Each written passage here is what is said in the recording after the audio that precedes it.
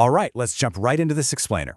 We're going to be looking at the hidden logic that literally structures every single network around us, whether it's the physical streets of a massive city, the routing of the global internet, or just the pure abstract world of graph theory. There's this underlying architecture at play. So today we're decoding that architecture. We're going to look at connectivity, components, and why cycles in a network are mathematically inevitable. Here's our roadmap for today. Section 1. Walks versus paths. Section 2. The path connectedness equivalence. Section 3. Unraveling components, modulo 3. Section 4. Graph decomposition. Section 5. Closed walks and cycles. And finally, Section 6. Proving the cycle theorem. All right, Section 1. Walks versus paths. To start things off, we really need to lay down the baseline rules for navigating a network. We've got two fundamental modes of movement that might sound similar, but mathematically, totally different. Think about navigating a city.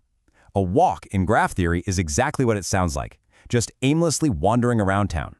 You might cross the same intersection twice or pace back and forth down the same street, and you know what? That is completely fine. But a path is a highly efficient, non-repeating route. Every single waypoint or vertex is distinct. You never visit the same spot more than once. So all paths are walks, but for sure, not all walks are paths.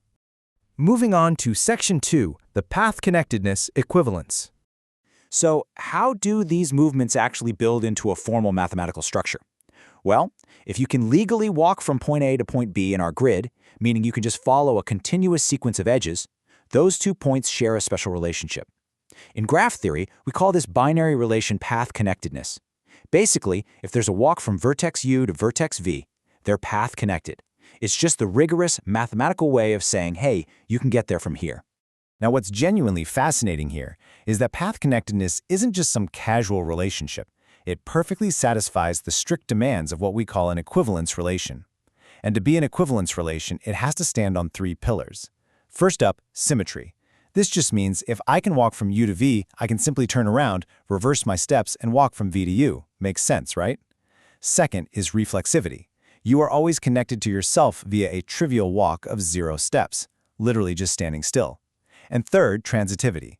If you can walk from U to V and then from V to W, you can stitch those 2 routes together to walk all the way from U to W.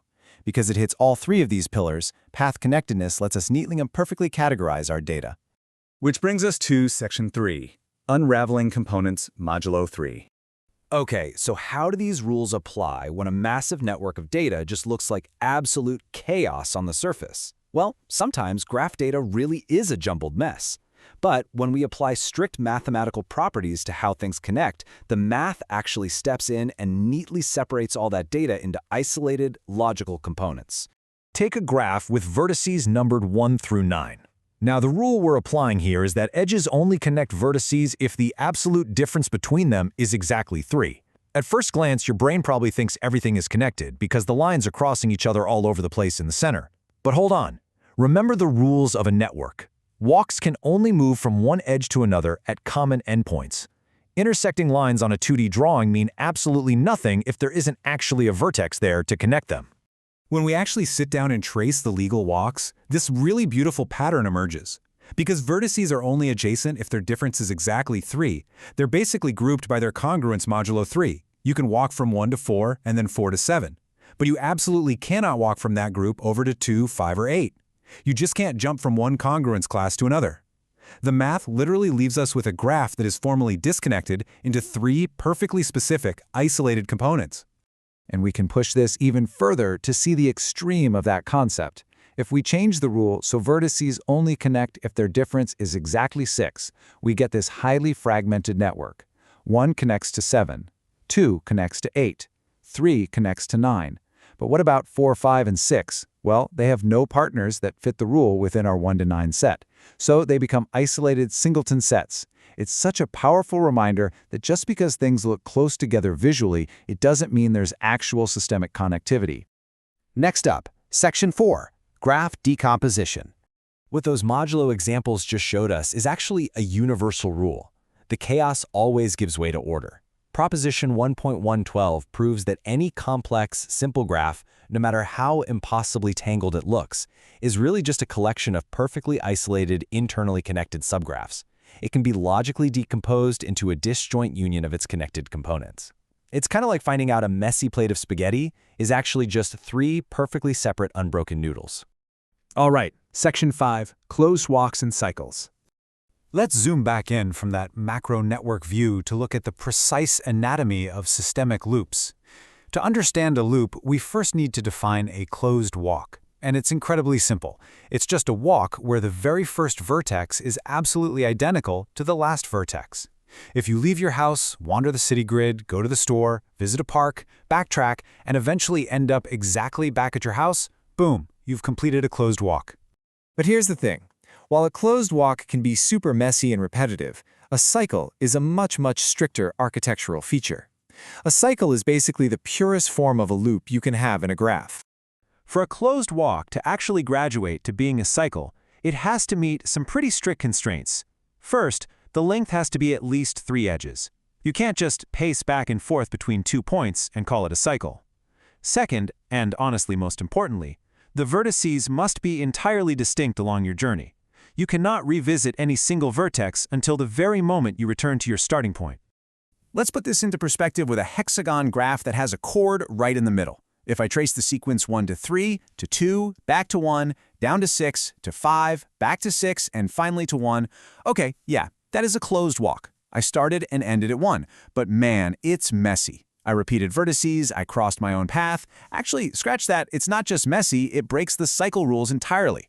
Now, if we look at the sequence 1 to 2, to 3, and back to 1, that is a perfect, distinct cycle. It's clean, it's efficient, and mathematically pure. Finally, we reach Section 6, Proving the Cycle Theorem. For our grand finale here, we're going to build a rigorous mathematical proof to show exactly when these cycles are forced into existence. Enter Theorem 1.2.7.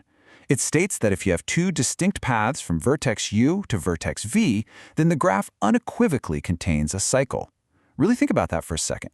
If you and a friend take 2 completely different routes from your office to the exact same coffee shop, the network of streets you used inherently contains a loop. We're going to prove this using what are called backtrack-free walks, which just means walks where you never immediately turn around and walk back down the exact edge you just crossed. So we break the logic down into an algorithmic step-by-step induction. Step 1. Assume our 2 distinct walks, P and Q, start and end at the exact same places. Now we just look at the very last step they took to arrive. This gives us case 1. What if their last edge is identical? Like what if you and your friend both walk down the exact same final street to get to the coffee shop? Well, we just erased that final street from our data. Now we have 2 shorter walks going to the previous intersection. We just keep stripping away identical edges until the routes finally diverge. And that leads us to case 2. The final edges are completely distinct. You approach the coffee shop from the north and your friend approached from the south. In this scenario, we just combine your walk forward with your friend's walk in reverse. Because the edges are distinct, this creates a continuous, non-trivial closed walk that doesn't immediately backtrack. And, as we established earlier, any non-backtracking closed walk guarantees a cycle exists. The logic is literally bulletproof. Which brings us to the ultimate takeaway of this explainer. I want to leave you with this final thought. The math fundamentally proves that whenever there is redundancy, whenever there's more than one way to get from point A to point B, loops are an absolute structural inevitability. They are mathematically forced into existence. So if these abstract cycles naturally emerge simply because 2 paths exist, how many hidden cycles are governing the physical and digital networks that you rely on every single day? Where are the loops hiding in your own life? Keep that in mind the next time you take a new path home.